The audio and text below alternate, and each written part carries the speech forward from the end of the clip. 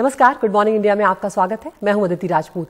देश के 13 राज्य और केंद्र शासित प्रदेशों की 3 लोकसभा और 30 विधानसभा सीटों के लिए जो उपचुनाव हुए उसके नतीजे भी आ गए। कांग्रेस ने हिमाचल प्रदेश में एक चौंकाने वाली जीत दर्ज की है। कांग्रेस ने हिमाचल में भाजपा की 2 और कर्नाटक में 1 सीट पर कब्जा कर लिया है।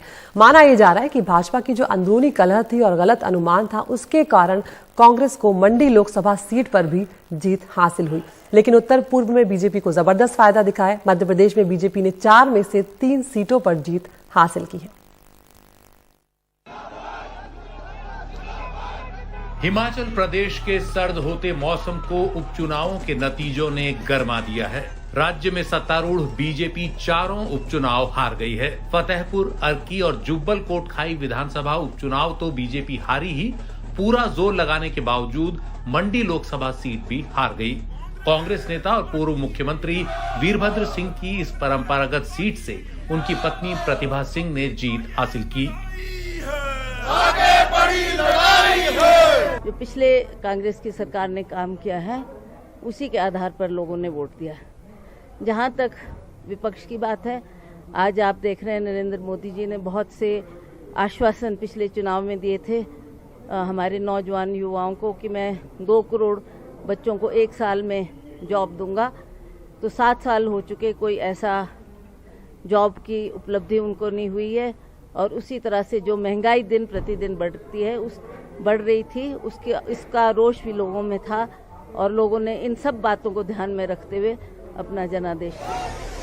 उधर बिहार की 2 विधानसभा सीटों पर नीतीश के वजूद को चुनौती थी तो आरजेडी को अपनी वापसी की उम्मीद। जेल से रिहा होने के बाद लालू यादव पहली बार चुनाव प्रचार कर रहे थे। कुशेश्वर स्थान और तारापुर सीट पर उनकी पार्टी आरजेडी ने पूरा जोर लगा दिया, लेकिन जीत जेडीयू को मिली। ये आप जान लीजिए, जो प्रतिपक्ष हैं उनके पास कोई मुद्दा नहीं है। मुद्दा कोई है नहीं, मुद्दा भी नहीं। हर मुद्दे को हम लोगों ने एक मजबूत विपक्ष होने के नाते हम लोगों ने चुनाव में लेकर के गए। ऐसा मुकाबला किया कि जो मंत्री सत्ता में बैठे हैं उनको भी जो है डोर टू डोर मंत्रियों को कैंप करके डोर टू डोर उन लोगों ने कैंप किया। और हमारे पास तो खोने के लिए कुछ नहीं था। पश्चिम बंगाल में चुनाव के नतीजे उम्मीद के मुताबिक ही रहे। सत्तारूढ़ तृणमूल कांग्रेस ने दिनहाटा, गोसाबा, खरदा और शांतिपुर विधानसभा उपचुनावों में भारी मतों से विरोधी दलों को धूल चटा दी। ये जीत वाज एक्सपेक्टेड। हम अच्छा से चुनाव लड़े, अच्छा से जीते और बीजेपी जितना पीछे जाएगा वो लोकतंत्र के लिए भला होगा। पेट्रोल डीजल का इफेक्ट पड़ा है इलेक्शन जरूर। लोग बहुत नाराज हैं बीजेपी पर, मोदी पर, उनको सरकार पर। इसी का प्रभाव दिखाई देता है। बीजेपी के लिए राहत भरी खबर मध्य प्रदेश और असम से आई। मध्य प्रदेश में बीजेपी ने 4 में से 3 सीटों पर जीत हासिल की और 1 सीट कांग्रेस के खाते में गई। केंद्र सरकार ने, आदरणीय मोदी जी ने जो विकास के काम किए, उनको लोगों का आशीर्वाद उन कामों को मिल रहा है। हमने भी प्रदेश में भारतीय जनता पार्टी की सरकार ने विकास और जन कल्याणकारी योजनाएं जो लागू की है आम जन के लिए, समाज के हर वर्ग के लिए, तो जनता का प्यार और आशीर्वाद मिल रहा है। उधर असम की 5 विधानसभा सीटों में से 3 पर बीजेपी और 2 पर उसके सहयोगी दल यूपीपीएल ने जीत हासिल की। राजस्थान में सत्तारूढ़ कांग्रेस ने दोनों सीटों पर जीत हासिल कर ली। हरियाणा की एलनाबाद सीट से जीते अभय चौटाला ने एनडीटीवी से कहा कि विपक्ष को साथ आना होगा और उनकी जीत किसानों की जीत है। अगर इनके साथ लड़ना है तो पूरे विपक्ष को इकट्ठा होना पड़ेगा। 5 राज्यों में होने वाले विधानसभा चुनावों से 4 महीने पहले इन उपचुनावों के नतीजों से साफ है कि विपक्ष की चुनौती कम नहीं हुई है। Bureau report, NDTV India. उधर पंजाब की राजनीति में भी काफी कुछ चल रहा है। चुनाव से पहले पंजाब के पूर्व मुख्यमंत्री कैप्टन अमरिंदर सिंह ने कांग्रेस से इस्तीफा दे दिया और अब उन्होंने अपनी नई पार्टी के नाम की घोषणा भी कर दी है। कैप्टन की नई पार्टी का नाम पंजाब लोक कांग्रेस होगा। पंजाब लोक कांग्रेस राज्य की सभी सीटों पर उम्मीदवार उतार सकती है। कैप्टन ने पहले ही इसके संकेत दे दिए थे। सोनिया गांधी को लिखी चिट्ठी में अमरिंदर सिंह ने पंजाब कांग्रेस के प्रदेश अध्यक्ष नवजोत सिंह सिद्धू और राहुल गांधी और प्रियंका गांधी पर भी निशाना साधा है।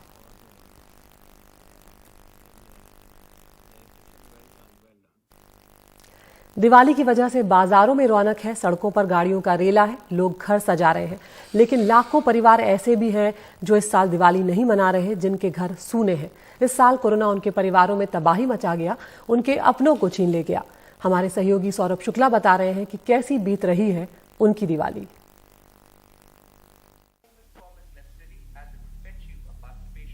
दिल्ली के राजीव गांधी अस्पताल के नोडल अधिकारी डॉक्टर अजीत जैन हमें अपनी पत्नी डॉक्टर प्रेरणा जैन की तस्वीरें दिखाते हुए भावुक हो जाते हैं।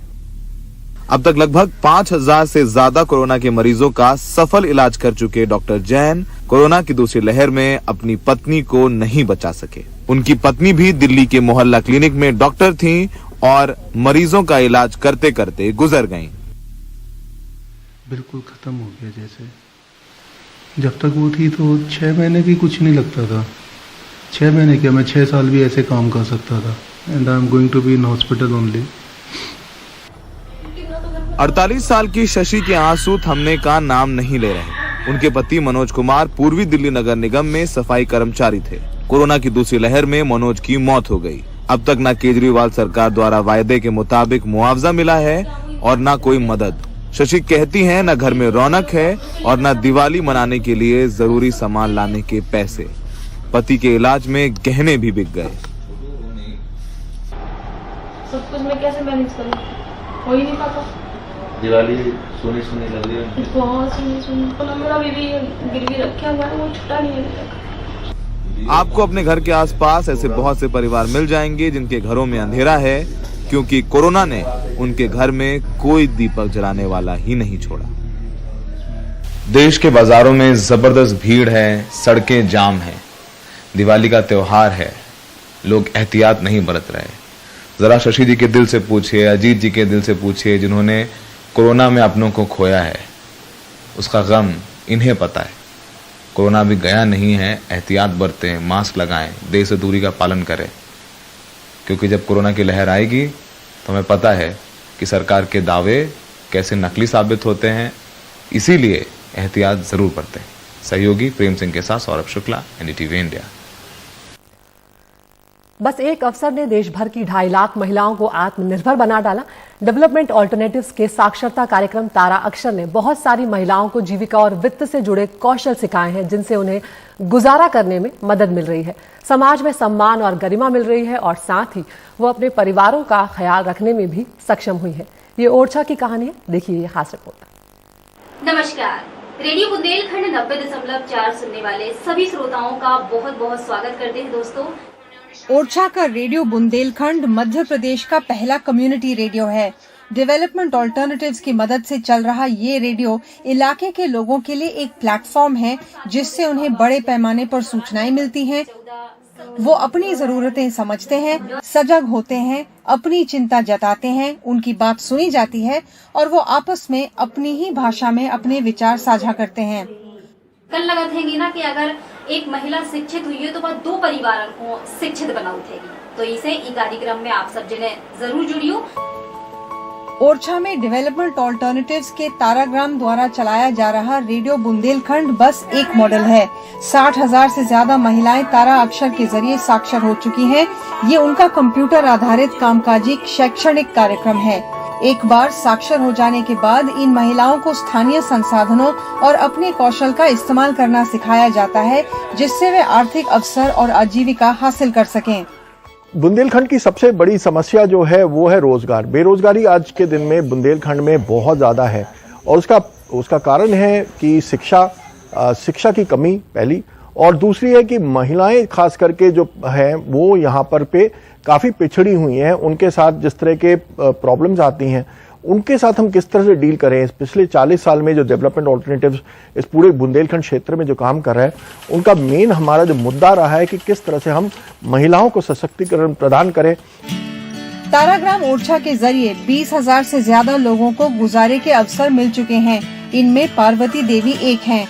वे जंगल से लकड़ियां चुनकर 2 रुपए में बेचा करती थीं। आज उनका अपना पोल्ट्री फार्म है और वो इतना कमा लेती हैं कि अपने बच्चों को अच्छी शिक्षा दिला सकें। जानत भी नहीं हते कि कितने पैसा जी कितने दे दा। अब जैसे पहले 500 को वो ऐसा चला तो 100 खाई, तो हम 100 में दिया अपनो 500 को।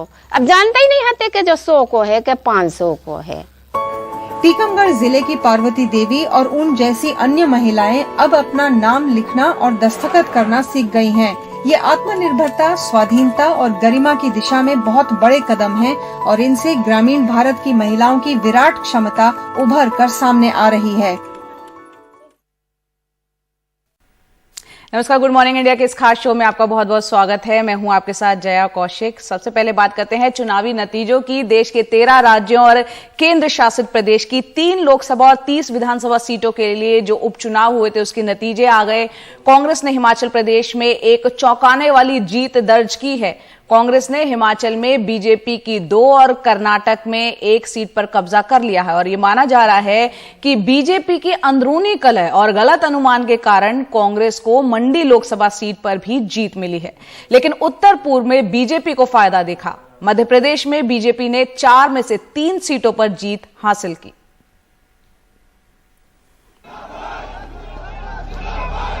हिमाचल प्रदेश के सर्द होते मौसम को उपचुनावों के नतीजों ने गरमा दिया है। राज्य में सत्तारूढ़ बीजेपी 4 उपचुनाव हार गई है। फतेहपुर, अर्की और जुब्बल कोटखाई विधानसभा उपचुनाव तो बीजेपी हारी ही, पूरा जोर लगाने के बावजूद मंडी लोकसभा सीट भी हार गई। कांग्रेस नेता और पूर्व मुख्यमंत्री वीरभद्र सिंह की इस परंपरागत सीट से उनकी पत्नी प्रतिभा सिंह ने जीत हासिल की। आगे बड़ी लड़ाई है। जो पिछले कांग्रेस की सरकार ने काम किया है उसी के आधार पर लोगों ने वोट दिया। जहां तक विपक्ष की बात है, आज आप देख रहे हैं नरेंद्र मोदी जी ने बहुत से आश्वासन पिछले चुनाव में दिए थे हमारे नौजवान युवाओं को कि मैं 2 करोड़ बच्चों को 1 साल में जॉब दूंगा। तो 7 साल हो चुके, कोई ऐसा जॉब की उपलब्धि उनको नहीं हुई है। और उसी तरह से जो महंगाई दिन प्रतिदिन बढ़ रही थी इसका रोष भी लोगों में था और लोगों ने इन सब बातों को ध्यान में रखते हुए अपना जनादेश दिया।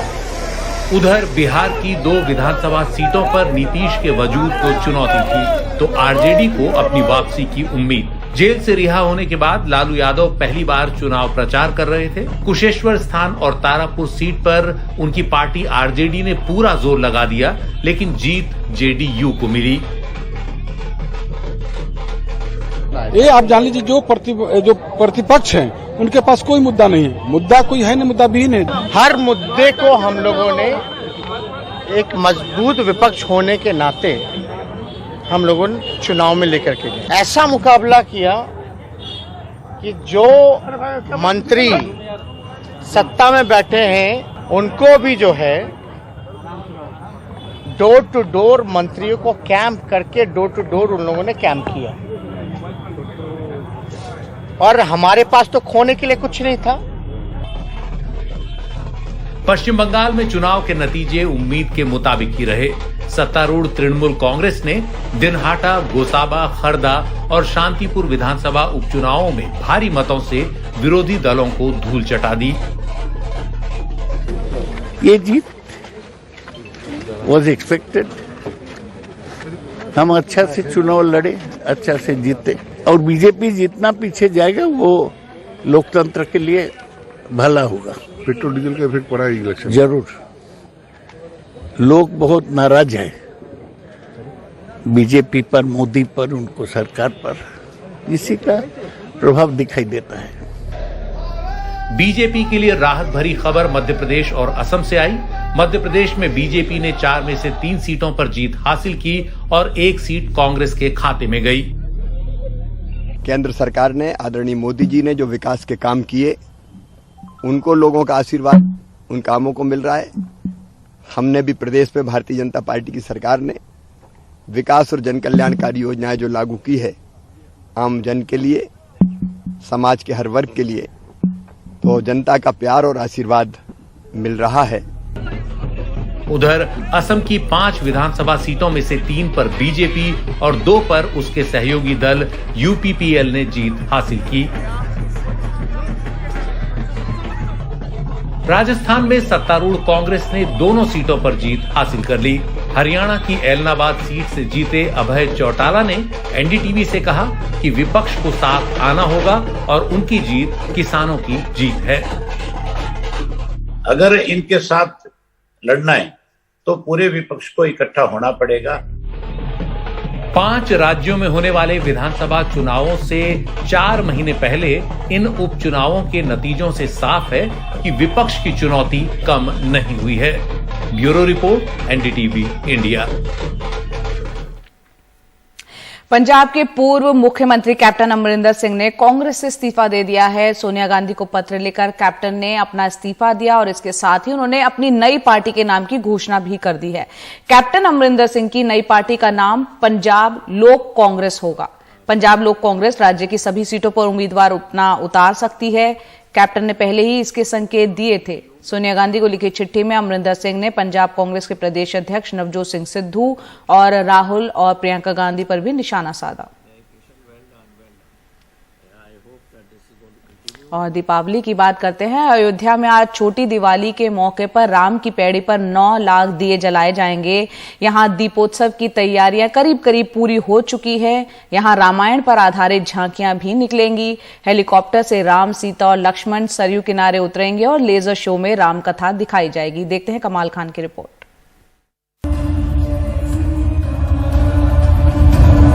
अयोध्या में ये राम की पैड़ी पे रोशनियों का नृत्य है। हर रंग की खुश रंग रोशनी। ऐसी मान्यता है कि रावण का वध कर भगवान राम अयोध्या आए तो यहाँ दिवाली मनाई गई। अब उसी को यहाँ दोहराने की कोशिश है। ये इंतजाम यहाँ सरकार करती है।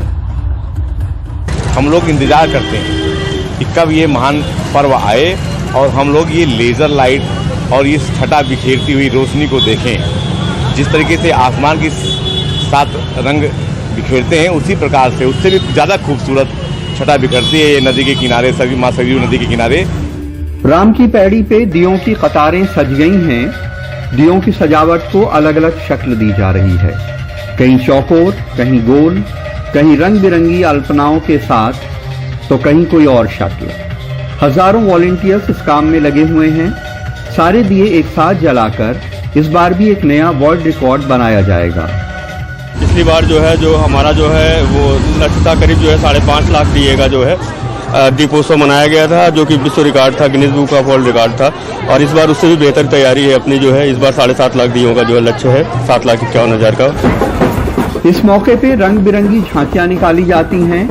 इन झांकियों में रामायण के प्रसंग भी दिखाए जाते हैं और प्रदेश के अलग अलग हिस्सों के लोक कलाकार अपनी कला का प्रदर्शन भी करते हैं।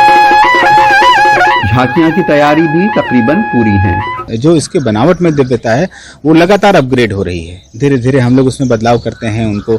इस बार आपको एक अलग नजरिए से झांकी का संयोजन दिखेगा, जिसमें बहुत सारे लोक कलाकारों के साथ इसको संयोजित किया जाएगा।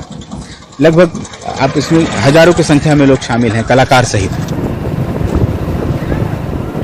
शहर की सड़कों पे दूर दूर तक रंग बिरंगे गेट बनाए गए हैं।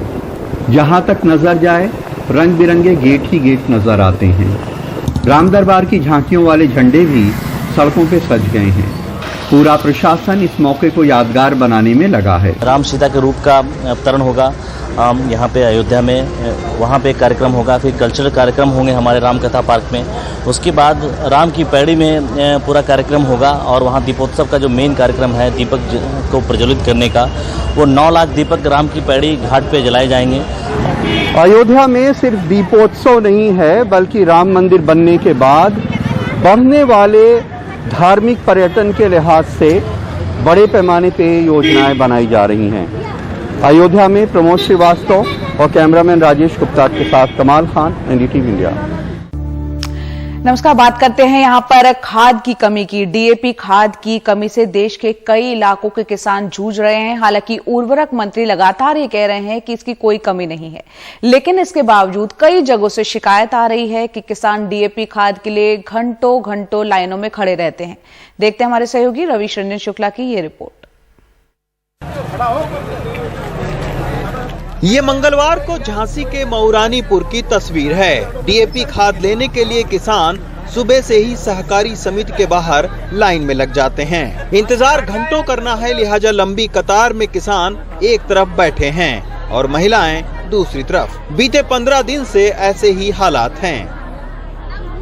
यहाँ पे लगभग 15 दिन से डीएपी खाद को लेकर हाहाकार मचा हुआ है। किसानों के खेत सूख रहे हैं और यहाँ पर आज जो हम सुबह 9 बजे यहाँ खड़े हैं, यहाँ पे लगभग 2-3 हजार किसानों की लाइन लगी। किसानों के खेत सूख रहे हैं, किसानों को खाद मिल नहीं रही है। लेकिन दिल्ली के उर्वरक मंत्रालय के मुताबिक डीएपी खाद की देश भर में कोई कमी नहीं है। मंत्रालय के आंकड़ों के मुताबिक नवंबर में डीएपी खाद की खपत का अनुमान 17 लाख टन था।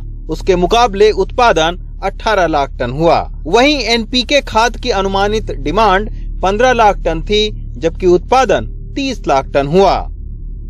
मेरी सभी किसान भाइयों को प्रार्थना है कि सरकार ने नवंबर महीने में जरूरियात से अधिक खाद उपलब्ध कराने का प्रबंध किया है, इसलिए खाद नहीं मिलेगी ऐसी अफवाह में न आके खाद का संग्रह न करें। कई राज्यों की ओर से मुझे सूचना मिली है कालाबाजारी कई लोग कर रहे हैं। मैंने सभी राज्यों को निर्देश दिया है कि कालाबाजारी करने वाले लोगों के सामने कड़क से कड़क कार्यवाही करें। लेकिन मंत्री जी के बयान से एक अलग आंकड़ा ये भी है कि विश्व बाजार में खाद के दाम लगातार बढ़ने के चलते कंपनियों ने खाद की खरीद कम की है। इस साल 30 सितंबर तक जहां डीएपी खाद का भंडारण 20 लाख टन था, वहीं पिछले साल 50 लाख टन रहा था। इस साल 30 अक्टूबर तक डीएपी खाद का भंडारण जहां करीब 14 लाख टन था, वहीं पिछले साल अक्टूबर में इससे कहीं ज्यादा करीब 44 लाख टन था। हालांकि अब सरकार लगातार डीएपी की जगह किसानों से एनपीके और एसएस खाद का प्रयोग करने को भी बोल रही है। लेकिन मटर, सरसों, आलू, गेहूं जैसी फसलों पर जब किसानों की लागत लगातार बढ़ रही हो, तो ऐसे वक्त डीएपी खाद को छोड़कर वो दूसरी खाद पर इतनी जल्दी कैसे भरोसा कर सकता है। हमारे मंत्री और अधिकारी को शायद अपने डेटा पर ज्यादा और किसानों की शिकायत पर कम भरोसा है। इसी के चलते उर्वरक मंत्री बीते कई दिनों से एक ही बात कह रहे हैं कि इस देश में डीएपी खाद की कोई कमी नहीं है, और इसके पीछे वो कुछ डेटा भी दिखाते हैं। लेकिन जब उनसे पिछले साल के मुकाबले इस साल डीएपी खाद का भंडारण कम क्यों है, इस पर सवाल किया जाता है, तो वो चुप्पी साध जाते हैं। दिल्ली से रविश रंजन शुक्ला, एनडीटीवी इंडिया। और अब वक्त हो चला है टॉप 5 खबरें दिखाने का। आपको करना यह है, एनडीटीवी के यूट्यूब चैनल पर जाना है, पोल का हिस्सा बनना है और बताना है किन खबरों को चैनल पर पूरा दिन विस्तार से देखना चाहते हैं। पहली खबर हिमाचल से, जहां बीजेपी को झटका लगा, कांग्रेस ने क्लीन स्वीप किया है। दूसरी खबर, पंजाब लोक कांग्रेस होगी कैप्टन की नई पार्टी। तीसरी खबर, कोवैक्सीन को लेकर आज मिल सकती है डब्ल्यूएचओ से मंजूरी। चौथी खबर जो है, अयोध्या में 9 लाख दियों से आज जगमग होगी पूरी अयोध्या। पांचवी और आखिरी खबर क्रिकेट जगत से, जहां सेमीफाइनल की उम्मीद जिंदा रखने के लिए उतरेगी टीम।